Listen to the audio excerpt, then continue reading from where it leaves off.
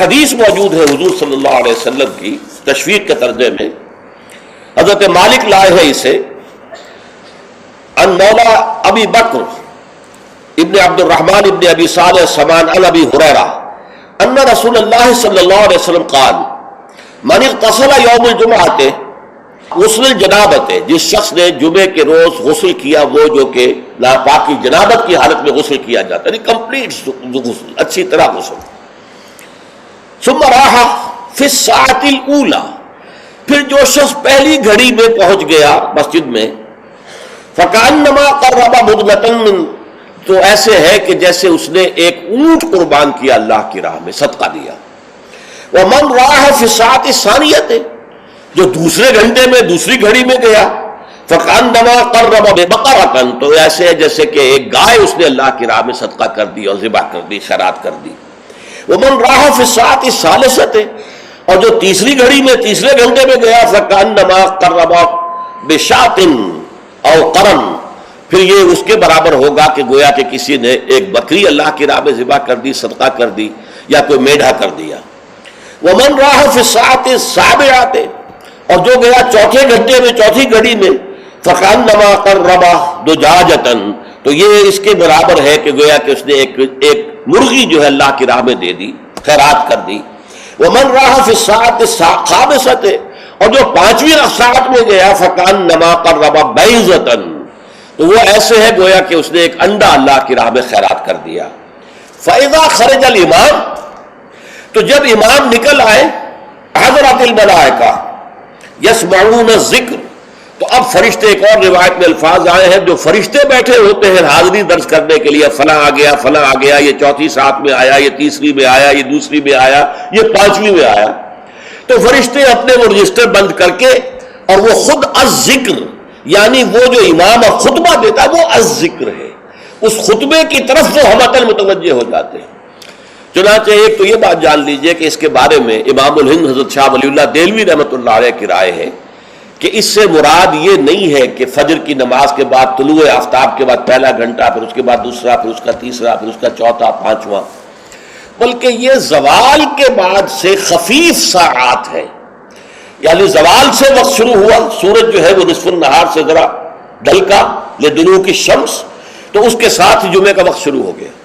تو اس وقت سے پہلی ساعت، دوسری ساعت، گویا کہ یہاں ساعت سے مراد گھنٹہ نہیں ہے بلکہ کوئی اور لطیف قسم کا پیمانہ وقت کا ہے۔ یہ شاہ ولی اللہ کی رائے ہے جو انہوں نے اپنی مصفہ میں بھی اور مصوہ میں بھی، شاہ ولی اللہ کے نزدیک بڑی اہم کتاب جو ہے حدیث کی وہ موطا ہے، انہوں نے اس کی ایک شرح فارسی میں لکھی ہے اور ایک شرح عربی میں لکھی ہے، تو ان دونوں میں انہوں نے یہ رائے ظاہر کی، لیکن بہت سے علماء کی رائے ہے کہ نہیں، جو ہمارا ساعات کا نظام ہے اسی پر اس کو شمار کیا جائے گا۔ لیکن اس پر بھی اجماع ہے کہ جو اس کے بعد بھی آتا ہے جمعہ تو اس کا بھی ہو جائے گا، جمعے کی فضیلت سے اسے کوئی حصہ نہیں ملے گا، جمعے کی برکات سے اسے کوئی حصہ نہیں ملے گا، جمعے کا جو خاص مقام اور مرتبہ ہے اس کی حیثیت سے وہ محروم رہے گا، لیکن جہاں تک فرضیت جمعہ ہے وہ اس فرضیت جمعہ جو ہے وہ اس کی طرف سے ادا ہو جائے گا۔ لیکن یہ منظر میں نے اپنی آنکھوں سے دیکھا ہے اپنے بچپن میں، اور وہ یہ سرسا ایک جگہ تھی، وہ تحصیل تھی ضلع حصار کی، وہاں میری بسم اللہ ہوئی، پھر وہ نورانی قاعدے سے ہماری تعلیم شروع ہوئی، تو جس مسجد میں یہ سارا کام ہو رہا تھا بڑے مرکزی مقام پر وہ مسجد تھی، کبھی کبھی اب بھی مجھے خواب میں وہ مسجد آتی ہے، اور اس مسجد میں جمعے کے دن میری اپنی جو مشاہدے کی بات ہے کہ یوں سمجھیے اشراق کے بعد سے لوگوں کی آمد شروع ہو جاتی تھی،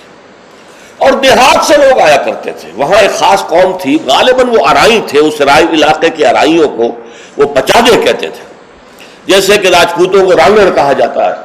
لیکن یہ کہ وہ لوگ آتے تھے اونٹوں پر سوار ہو کر، آس پاس صحرا کا علاقہ تھا،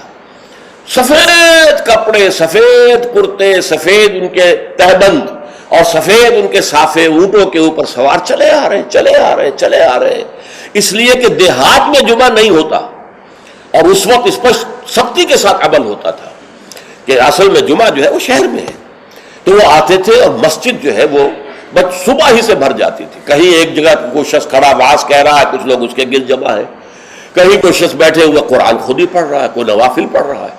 یہ نقشہ میں نے اپنی آنکھ سے دیکھا ہے، بچپن کا یہ نقشہ، اب وہ معاملہ ختم ہو گیا، بالکل ختم ہو گیا۔ اب تو بھاگ دوڑ کر کے جو ہے وہ لوگ جمعے میں پہنچتے بھی اس وقت ہیں جبکہ وہ عربی کا خطبہ شروع ہونے والا ہو،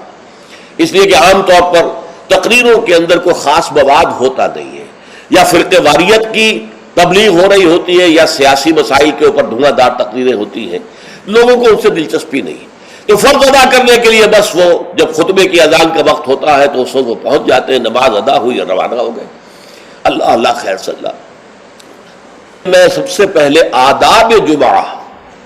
اس کے عنوان سے عرض کر رہا ہوں کہ جمعے کے روز غسل واجب ہے تقریباً علی کل محتلم، یہ حضور کے الفاظ یہ ہیں، غسل الجمعہ کے واجب علی کل محتلم، جو بھی بالغ ہو چکا ہے مرد، عورت پر تو ظاہر بات ہے کہ جمعہ فرض ہے ہی نہیں جیسا کہ میں عرض کر چکا ہوں، اس کے لیے جمعے کا غسل واجب ہے۔ اور اندازہ یہ ہوتا ہے، میں یقین سے تو نہیں کہہ سکتا، کہ جیسے ہی جمعے کے لیے روانگی ہو اس وقت غسل کیا جائے۔ پھر حضور نے یہ بھی فرمایا ہے کہ اچھے کپڑے پہن کر جاؤ، دھلے ہوئے کپڑے پہن کر جاؤ۔ آپ نے فرمایا کہ کیا تم میں سے کسی شخص کے لیے یہ ممکن نہیں ہے کہ اپنے جو محنت کے کپڑے ہوتے ہیں، محنت یعنی جب کہ مشقت کرتا ہے، ایک لوہار بیٹھا ہوا ہے اور وہ بھٹی کے سامنے بیٹھ کر کام کر رہا ہے، پسینے آئیں گے اس سے، کپڑوں میں بدبو ہو جائے گی پسینے کی، پھر اس کے اوپر سیاہ داغ پڑے ہوں گے، میلے ہوں گے، تو یہ اس کا لباس ہے محنت کا۔ یا کوئی کاریگر ہے مکان کی تعمیر میں لگا ہوا ہے، ظاہر بات ہے جب وہ یہ کام کر رہا ہے گارے کے دھبے ہوں گے، کچھ اور ہوگا، تو حضور نے فرمایا کیا ممکن نہیں ہے تم میں سے کسی کے لیے کہ ایک علیحدہ سے جوڑا جمعے کے لیے رکھ لو، وہ جمعے ہی کے صرف استعمال کیا کرو، وہ تمہارے محنت کے کپڑے نہ ہوں کہ جن میں تم محنت اور مشقت کرتے ہو، بلکہ وہ علیحدہ سے ایک جوڑا ہو، اس کو فراہم کر کے رکھ لو۔ پھر یہ بھی فرمایا گیا کہ تیل لگاؤ، بالوں کے اندر تیل لگاؤ، دہن، اور یہ بھی فرمایا گیا کہ کوئی خوشبو ہے تو خوشبو لگاؤ۔ وہ سب کس لیے کہ جو ماحول ہو جمعے کا وہ معطر ماحول ہو، ایسا نہ ہو کہ پسینوں کی بدبوؤں کی وجہ سے طبیعت منغص ہو رہی ہو لوگوں کی، نہیں، بلکہ یہ کہ بڑا خوشگوار ماحول ہو، خوشبو ہو اس کے اندر، اور یہ کہ کپڑے اچھے پہن کر لوگ بیٹھے ہوئے ہوں۔ بلکہ اسے کہا گیا الجمعہ تو عید المسلمین، یہ ہفتہ روزہ عید ہے در حقیقت، یہ مسلمانوں کو عید کی طرح اسے جو ہے وہ منانا چاہیے، سیلیبریٹ کرنا چاہیے۔ جیسے عید کو آپ کپڑے جو ہے غسل کرتے ہیں، صبح کپڑے بدلتے ہیں، خوشبو لگاتے ہیں، پھر جاتے ہیں مسجد کو، عیدگاہ کو، ایسے ہی معاملہ ہونا چاہیے جمعے کا۔ یہ عید المسلمین ہے، یہ گویا کہ ہفتے وار عید ہے مسلمانوں کی۔